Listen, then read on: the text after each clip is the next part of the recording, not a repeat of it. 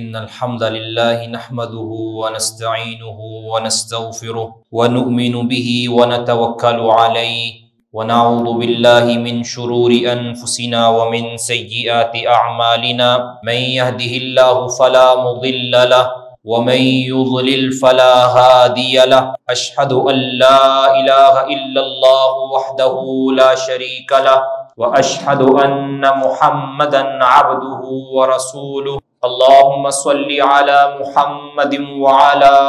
آل محمد كما صليت على إبراهيم وعلى آل إبراهيم إنك حميد مجيد اللهم بارك على محمد وعلى آل محمد كما باركت على إبراهيم وعلى آل إبراهيم إنك حميد مجيد أعوذ بالله السميع العليم من الشيطان الرجيم من همزه ونفخه ونفثه يا أيها الذين آمنوا اتقوا الله حق تقاته ولا تموتن إلا وأنتم مسلمون يا أيها الناس اتقوا ربكم الذي خلقكم من نفس واحدة وخلق منها زوجها وبث منهما رجالا كثيرا ونساء واتقوا الله الذي تساءلون به والأرحام إن الله كان عليكم رقيبا يا أيها الذين آمنوا اتقوا الله وقولوا قولا سديدا يصلح لكم أعمالكم ويغفر لكم ذنوبكم ومن يطع الله ورسوله فقد فاز فوزا عظيما قال الله جل وعلا في كلامه المجيد والفرقان الحميد يا أيها الذين آمنوا اذكروا الله ذكرا كثيرا وقال جل وعلا في مقام آخر ألا بذكر الله تطمئن القلوب أما بعد فإن خير الحديث كتاب الله وخير الهدي هدي محمد صلى الله عليه وسلم وشر الأمور محدثاتها وكل محدثة بدعة وكل بدعة ضلالة رب اشرح لي صدري ويسر لي أمري واحلل عقدۃ من لسانی یفقہوا قولی۔ گرامی قدر سامعین، اللہ رب العزت نے انسانی اعضاء پر اس کی نجات کا انحصار رکھا ہے۔ ان اعضاء میں ایک سب سے اہم عضو وہ انسان کی زبان ہے، جس پر چند گزارشات پچھلے خطبہ جمعۃ المبارک میں ہماری ہو چکی ہیں۔ یہ زبان بڑی اہمیت رکھتی ہے انسان کی کامیابی میں اور انسان کی بربادی میں۔ یہ انسان کو اللہ نے تحفہ بھی دیا ہے، آزمائش بھی دی ہے۔ اس کا صحیح استعمال انسان کو بہت بڑے درجات میں پہنچا سکتا ہے، اور اس کا غلط استعمال انسان کو جہنم کی گٹاٹوپ وادیوں کے اندر پھینک سکتا ہے۔ یہ انسان پر ہے کہ وہ اس کا صحیح استعمال کرے یا اس کا برا استعمال کرے۔ اللہ تعالیٰ نے اس زبان کی ہر بات کو، ہر حرکت کو نوٹ کرنے کے لیے اللہ نے اسپیشل فرشتوں کی کمانڈ اس کے لیے بٹھائی ہوئی۔ ما یلفظ من قول الا لدیہ رقیب عتید، کہ انسان کی زبان سے جو کلمہ بھی صادر ہوتا ہے، جو بات بھی نکلتی ہے، جو بات بھی وہ کرتا ہے، وہ بات خیر کی ہو، وہ بات برائی کی ہو، فوراً اس کے پاس نگہبان فرشتے لکھنے کے لیے تیار بیٹھے ہوتے ہیں۔ اس کی جو بات وہ کرتا ہے فوراً فرشتے اس کو نوٹ کرتے ہیں۔ حتیٰ کہ اہل علم نے یہاں تک کہا ہے کہ ایک انسان اگر گڑگڑاتا ہے، اس کی وہ گڑگڑاہٹ کو لکھنے کے لیے فرشتے کھڑے ہوتے ہیں۔ اگر کوئی انسان ہنستا ہے، مسکراتا ہے، آواز نکالتا ہے، روتا ہے، بلکتا ہے، اس کی آواز بھی لکھنے کے لیے فرشتے کھڑے ہوتے ہیں۔ اس لیے انسان کو بڑا غور کرنا چاہیے، اپنے اس چند انچ کے ٹکڑے کو حرکت دینے کے لیے انسان کو 1000 بار سوچنا چاہیے کہ میں اس سے کیا صادر کر رہا ہوں، کیونکہ یہ انسان کی نجات بھی ہے اور انسان کی بربادی بھی ہے۔ انسان پرواہ نہیں کرتا، نہ بولتے وقت نہ سوچتے وقت پرواہ نہیں کرتا، لیکن حقیقت کے اندر اس کلمے کے اندر، اس جملے کے اندر اتنا زہر ہوتا ہے کہ وہ زہر اگر سمندروں کی تہوں کے اندر ڈالا جائے، سمندر کا پانی بھی کڑوا ہو جائے، اتنا زہر ہوتا ہے اس کلمے کے۔ اور بسا اوقات انسان کسی اچھی بات کو معمولی سمجھ کے چھوڑ دیتا ہے، حالانکہ وہ اچھی بات اس کو بہت بلند کر سکتی ہے، بہت بلند کر سکتی ہے۔ صحیح بخاری اور صحیح مسلم کے اندر سیدنا ابو ہریرہ رضی اللہ تعالیٰ عنہ کی حدیث ہے، نبی صلی اللہ علیہ وسلم فرمایا ان العبد، ایک انسان لا یتکلم بالکلمۃ من رضوان اللہ لا یلقی لہا بالا، ایک انسان اللہ کی رضا پر مشتمل ایک کلمہ بولتا ہے، اللہ کو خوش کرنے والا ایک کلمہ کہتا ہے، حالانکہ وہ کلمہ اس کی نظر میں کوئی بہت بڑا کلمہ نہیں ہوتا، اس کو اس کی پرواہ نہیں ہوتی، اس کی اہمیت اس کی حیثیت کا اس کو علم نہیں ہوتا، لیکن وہ ہوتا اللہ کی راضی کرنے والا کلمہ ہے۔ ایک زبان سے کلمہ نکلا، یرفعہ، اللہ رب العزت اس کو اس کلمے کی وجہ سے، یرفعہ اللہ بہا درجات، اللہ اس کو بہت بلند درجات پر پہنچا دیتے ہیں، اس کا بیڑا پار ہو جاتا ہے۔ اب آپ دیکھیں، ایک چھوٹا سا کلمہ، ایک انسان کافر ہے، اس نے صدقے دل سے لا الہ الا اللہ پڑھ لیا، کیا ملا؟ ان الاسلام یہدم ما کان قبلہ، گزشتہ جتنے بھی جرائم ہیں، جتنے بھی کفر ہیں، جتنے بھی شرک ہیں، جتنے بھی لوگوں کی جان و مال پر ڈاکے ہیں، اللہ تعالیٰ سب کو ختم کر دیتا ہے ایک کلمے کی وجہ سے۔ صدق دل سے پڑھا ہوا کلمہ، ایک کلمہ، اس کے سارے نامہ سیاہ کو اللہ تعالیٰ صاف کر دیتا ہے۔ یہ چھوٹا کلمہ ہے، اور وہ حدیث اس پر غور کریں، رسول اللہ صلی اللہ علیہ وسلم فرمایا کہ ایک شخص آئے گا قیامت کے روز، اس کے 99 رجسٹر گناہوں سے لبالب بڑے ہوئے ہوں، اس کو تولا جائے گا، اس انسان کو پوری طرح یقین ہوگا کہ میری نجات ناممکن ہے۔ گناہوں کے رجسٹر، اللہ رب العزت اس کے نامہ اعمال میں سے ایک پرچی نکالیں، وہ پرچی پر لکھا ہوا جو کلمہ ہے اس کو بھی تولا جائے گا، اللہ رب العزت کی رضا پر مبنی، اس نے ایک کلمہ اللہ کی رضا کے لیے پڑھا ہوگا، اللہ رب العزت اس ایک کلمے کی بنیاد پر وہ 99 رجسٹروں کو اللہ تعالیٰ کم کر دیں گے، اور اس کی نجات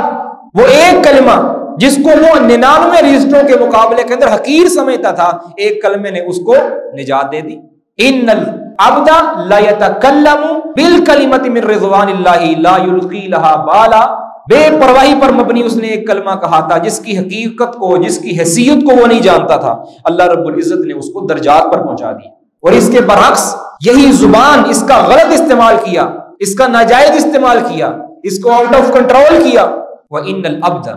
لَيَتَكَلَّمُ بِالْكَلِمَةِ مِنْ سَخَطِ اللَّهِ لَا يُلْقِي لَهَا بَالًا، یہی کلمہ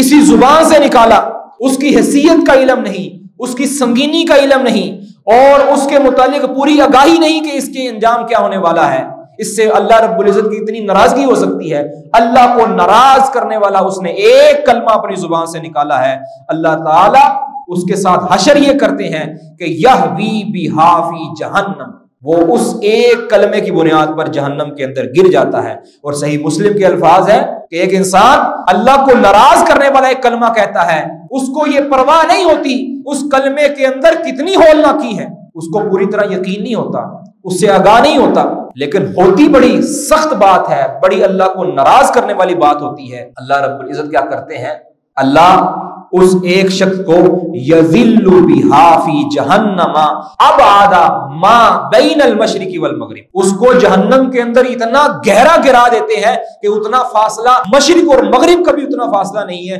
کہ جتنا گہرے انداز میں اللہ تعالیٰ اس کو جہنم میں رسید کرتے ہیں، اتنا ہولناکی اس کلمے کے اندر ہوتی ہے۔ تو اس لیے زبان کو حرکت دیتے ہوئے انتہائی سوچ بچار کرنی چاہیے۔ اس لیے رسول اللہ صلی اللہ علیہ وسلم نے فرمایا تھا، سیدنا سہل بن سعد رضی اللہ تعالیٰ عنہ کی حدیث ہے، اور یہ حدیث صحیح بخاری میں، فرمایا من یضمن لی ما بین لحییہ وما بین رجلیہ اضمن لہ الجنہ، کہ جو شخص مجھے اپنی زبان کی اور اپنی عزت اور آبرو اور شرمگاہ کی گارنٹی دے دیتا ہے کہ اس کو صحیح استعمال کرے گا، اس کا جائز استعمال کرے گا، میں اس کو محمد رسول اللہ صلی اللہ علیہ وسلم اس کو ہمیشہ کے لیے جنت کی گارنٹی دے دیتا۔ کتنی بڑی بات ہے، کتنی زبان کی اہمیت، کتنی اہمیت۔ انسان کی نجات کس پر منحصر ہے؟ دو چیزوں، ایک اس کی شرمگاہ، اس کی عزت اور آبرو کی حفاظت، اور اس کی زبان کی حفاظت، کیونکہ اکثر و بیشتر گناہ، جرائم زبان سے کیے جاتے ہیں، اور اکثر و بیشتر اللہ کو راضی کرنے والے کلمات زبان سے ادا ہوتے ہیں۔ انسان پرواہ نہیں کرتا، اس کا ایک کلمہ، ایک جملہ اس کی عاقبت تباہ کر سکتا ہے۔ صحیح مسلم کے اندر ایک شخص نے قسم کھائی، واللہ لا یغفر اللہ لفلان، اللہ کی قسم اللہ فلاں شخص کو معاف نہیں کرے۔ اللہ تعالیٰ فرما من ذا الذی یتعلی علیہ، یہ ہوتا کون ہے کہ جو ہمارے اوپر قسمیں ڈالنے والا اور ہمیں پابند کرنے والا کہ میں اس کو معاف کروں گا یا اس کو معاف نہیں کروں گا، یہ ہوتا کون ہے؟ اس نے کبر پر مبنی ایک جملہ کہا اور اللہ رب العزت نے اس کی عاقبت یوں تباہ کی۔ اللہ فرماتے ہیں کہ گواہ ہو جاؤ کہ میں نے جس شخص کے متعلق اس نے یہ سوچا کہ اللہ اس کو معاف نہیں کرے گا، جاؤ میں نے اس شخص کو معاف کر دیا، وَأَحَطْتُ عَمَلَكَ، اور تجھے اپنے اعمال پر، اپنی نیکیوں پر بڑا مان تھا، تیرے اس کلمے کی وجہ سے میں نے تمہاری ساری نیکیوں کو تباہ کر دی۔ ایک جملہ انسان کی عاقبت برباد کر سکتا ہے، ایک جملہ انسان کی عاقبت سنوار سکتا ہے۔ ایک وہ شخص جو ساری زندگی پاپ کرتا رہا، مرتے وقت اس نے ندامت کے چند جملے اللہ کے سامنے کہہ دیے، اللہ رب العزت کی رحمت اور اللہ کی مغفرت اتنی زیادہ ہے، اللہ اس کے سارے گناہوں کو معاف کر دے۔ ایک جملہ اس کو چاہیے۔ ابھی اذان ہوئی، آپ نے اذان سنی، کیا جانتے ہیں کہ اذان کے کلمات، انسان اذان کہتا ہے اللہ کو راضی کرنے کے لیے کہتا ہے۔ اللہ کے رسول صلی اللہ علیہ وسلم فرمایا ہے قیامت کے دن یہ آواز جو انسان نے اذان کے لیے نکالی تھی، جہاں تک اس کی آواز جاتی ہے اذان کی، وہاں تک کی تمام جاندار اور بے جان چیزیں اس کے حق میں قیامت کے روز گواہی دیں گے کہ اس شخص نے ہمیں اللہ کی توحید سنائی تھی، اس شخص نے ہمیں نماز کا پیغام دیا تھا۔ اتنا اہم جملہ، یہ کلمات زبان سے نکلے تو زبان انتہائی اہمیت کی حامل ہے۔ ضروری ہے کہ اس کی حفاظت کی جائے، ضروری ہے کہ اس کا صحیح استعمال کیا جائے۔ رسول اللہ صلی اللہ علیہ وسلم نے فرمایا تھا، بخاری مسلم کی حدیث، فرمایا من کان یؤمن باللہ والیوم الآخر، جس کا حقیقتاً زبانی نہیں، حقیقتاً دل و جان کے ساتھ جس کا اللہ پر اور روز آخر پر ایمان ہے، جس کو یہ یقین ہے کہ اللہ مجھ سے پوچھنے والا ہے، اور جس کو یہ یقین ہے کہ قیامت کا دن آنے والا ہے کہ جس دن مجھے ساری چیزوں کے بارے میں پوچھا جائے گا، جو شخص اس پر ایمان رکھتا ہے فَلْيَقُلْ خَيْرًا أَوْ لِيَصْمُتْ، اس کو چاہیے کہ وہ اچھی بات کرے، صحیح بات کرے، یا پھر کم از کم خاموش رہے۔ خاموشی، اور اہل علم نے لکھا ہے کہ اگر دانائی اور حکمت کی 10 درجے بنائے جائیں، ان میں سے 9 درجے یہ ہیں کہ انسان خاموش رہے، 9 درجے یہ ہے کہ انسان خاموش رہے، اور ان میں سے 1 درجہ یہ ہے کہ انسان لوگوں سے محتاط رہے۔ 10 درجے میں سے 9 درجے انسان کی خاموشی ہے، اور 1 درجہ کیا ہے؟ انسان کی محتاط، انسان محتاط رہے۔ اور فرماتے ہیں کہ محتاط رہنے کا معنی کیا ہے؟ محتاط رہنے کا معنی یہ نہیں ہے کہ انسان لوگوں سے الگ تھلگ ہو جائے۔ فرمایا کہ اس کا مقصد اور مطلب یہ ہے کہ انسان لوگوں کے اندر اگر بیٹھے، اگر تو خیر کی بات ہو رہی ہے ان کے ساتھ شامل ہو جائے، ان کے ساتھ اپنا حصہ ڈالے، اگر برائی کی بات ہو رہی ہے تو خاموشی اختیار کرے، اس کے اندر اپنا حصہ نہ ڈالے۔ ہم کیا کرتے ہیں؟ مجلس لگا لیتے ہیں، ایک مجلس کے اندر جو کمزور شخص ہوتا ہے اس کو ٹارگٹ کرتے ہیں، اس کو جھکتے بناتے ہیں، اللہ رب العزت کی عذاب کو، اللہ کے غضب کو دعوت دیتے ہیں، ایک شخص کی ناموس، اس کو ہم تباہ کرنے کی کوشش کرتے ہیں۔ ہمیں اس کا اندازہ نہیں ہوتا کہ ہم کیا کر رہے ہیں، لطف لے رہے ہوتے ہیں، مزے لے رہے ہوتے ہیں، سرور مل رہا ہوتا ہے، کہکے لگا رہے ہوتے ہیں، لیکن حقیقت کے اندر ہم اپنے آپ کو اللہ کے عذاب کے لیے پیش کر رہے ہوتے ہیں، اپنے آپ کو اللہ کے عذاب کے لیے پیش کر رہے ہیں۔ ایک مومن کی حرمت یہ کعبۃ اللہ سے بھی زیادہ ہے، کعبۃ اللہ سے بھی زیادہ۔ اور رسول اللہ صلی اللہ علیہ وسلم نے صحیح بخاری اور صحیح مسلم کے اندر نبی صلی اللہ علیہ وسلم نے 10 ذو الحجہ کو اپنے حج والے دن، حج کے موقع پر 10 ذو الحجہ کو نبی صلی اللہ علیہ وسلم نے خطبہ دیا تھا، اور آپ نے فرمایا تھا کیا تم جانتے ہو اس شہر کی حرمت، تم جانتے ہو اس دن کی حرمت، تم جانتے ہو اس مہینے کی حرمت؟ آپ نے فرمایا یہ تینوں حرمتیں تمہارے دل کے اندر موجود ہیں، تو یاد رکھو ان اعراضکم واموالکم ودماءکم حرام بینکم، تمہارے مال بھی، تمہاری جانیں بھی، تمہاری عزتیں بھی، یہ تمہاری ایک دوسرے کے اوپر حرام ہے، کا حرمت یومکم ھذا، جس طرح یہ دن تمہارے نزدیک حرمت والا ہے، کا حرمت یومکم ھذا، جس طرح تمہارے دل کے اندر اس دن کی حرمت ہے، اس طرح تمہارے بھائیوں کے مال، تمہارے بھائیوں کی جان اور تمہارے بھائیوں کی عزت بھی تمہارے اوپر حرام ہے۔ جس طرح تمہارے اس شہر کی حرمت تمہارے دلوں کے اندر ہے، اسی طرح تمہارے مال، تمہاری جان اور تمہاری عزتیں ایک دوسرے کے لیے حرام۔ جس طرح یہ بلد، یہ شہر تمہارے لیے حرمت والا ہے، اسی طرح تمہارے بھائی کی جان، تمہارے بھائی کی مال اور تمہارے بھائی کی عزت تمہارے لیے حرام۔ تو اپنی زبان کو ہمیشہ خیر کے لیے کھولنا چاہیے۔ خیر کے مسند احمد کے اندر اور دیگر کتب حدیث کے اندر ایک حدیث ہے، سیدنا براء بن عازب رضی اللہ تعالیٰ بیان کرتے ہیں کہ ایک اعرابی رسول اللہ صلی اللہ علیہ وسلم کے پاس آیا، آ کر بات کیا کی، اللہ کے رسول مجھے ایک ایسا عمل بتا دیجئے، علمنی بعمل یدخل الجنہ، مجھے ایک ایسا عمل بتا دیجئے جو مجھے جنت تک پہنچا دے۔ کیا خواہش ہے، کیا تمنا ہے، کیا وصیت ہے، کیا سوال ہے؟ نبی صلی اللہ علیہ وسلم نے بھی اپریشیٹ کرتے ہوئے فرمایا کہ تم نے جو سوال کیا ہے، اخسرت الخطبۃ واعرضت المسألۃ، تو نے سوال الفاظ تو بڑے تھوڑے استعمال کیے ہیں، لیکن تو نے جو بات پوچھی ہے وہ بہت بڑی بات ہے، ایک ایسی اللہ کے رسول ہمیں مجھے کام بتا دیں کہ میں وہ کام کروں تو جنت میں چلا جاؤں۔ نبی صلی اللہ علیہ وسلم نے کچھ باتیں بتائیں، اس کے آخر میں فرمایا وَأْمُرْ بِالْمَعْرُوفِ وَانْهَ عَنِ الْمُنْكَرِ، کہ نیکی کا حکم دو اور برائی سے منع کرو۔ فَإِن لَّمْ تُطِعْ ذَلِكَ، اگر ایسا نہیں کر سکتے، خیر کی بات نہیں کر سکتے، برائی سے منع نہیں کر سکتے، فَإِن لَّمْ تُطِعْ ذَلِكَ، اگر ایسا نہیں کر سکتے تو پھر اپنی زبان کو بند کر لو، اپنی زبان کو خاموش کر لو، اور خیر کے علاوہ اپنی زبان کو کبھی نہیں کھولنا۔ یہ رسول اللہ صلی اللہ علیہ وسلم کی وصیت ہے، اور یہ رسول اللہ صلی اللہ علیہ وسلم کی اس عربی اور اس دیہاتی کو وصیت ہے، اور یہ وصیت میرے لیے بھی ہے اور آپ کے لیے، کہ اپنی زبان کو خاموش کرو۔ سیدنا اسود بن اسرم رضی اللہ تعالیٰ عنہ، ان کی حدیث وہ فرماتے ہیں، موجب الکبیر لطبرانی کی روایت، طبرانی کبیر کی روایت، سیدنا اسود بن اسرم المحاربی رضی اللہ تعالیٰ عنہ فرماتے ہیں اللہ کے رسول مجھے کوئی وصیت کر دے، مجھے کوئی نصیحت کر دے۔ نبی صلی اللہ علیہ وسلم نے سوالی انداز میں پوچھا اتملک لسانک، کیا اپنی زبان کو کنٹرول کر لو گے؟ اس نے کہا اللہ کے رسول فما املک اذا لم املک، اگر میں اس کو بھی نہ کنٹرول کر سکوں تو پھر میرا کیا کنٹرول ہے اپنی زبان پر، میں اس کو کنٹرول کر لوں گا۔ آپ نے فرمایا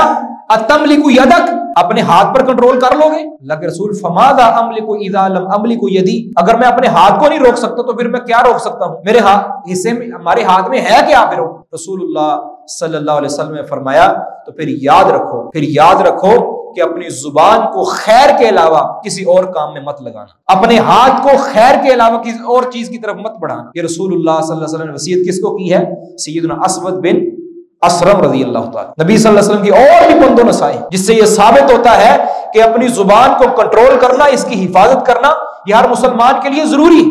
اس کی عاقبت کے لیے، اس کے انجام کے لیے، اس کے انجام کے خیر کے لیے بہت ضروری ہے۔ اگر انسان اس زبان کو کھول دے گا، اس زبان کو کنٹرول سے باہر کر دے گا تو پھر اس کا انجام بخیر نہیں ہونے والا، وہ تباہ ہو جائے گا، جہنم کی وادیوں میں گر سکتا ہے۔ اس کی زبان جب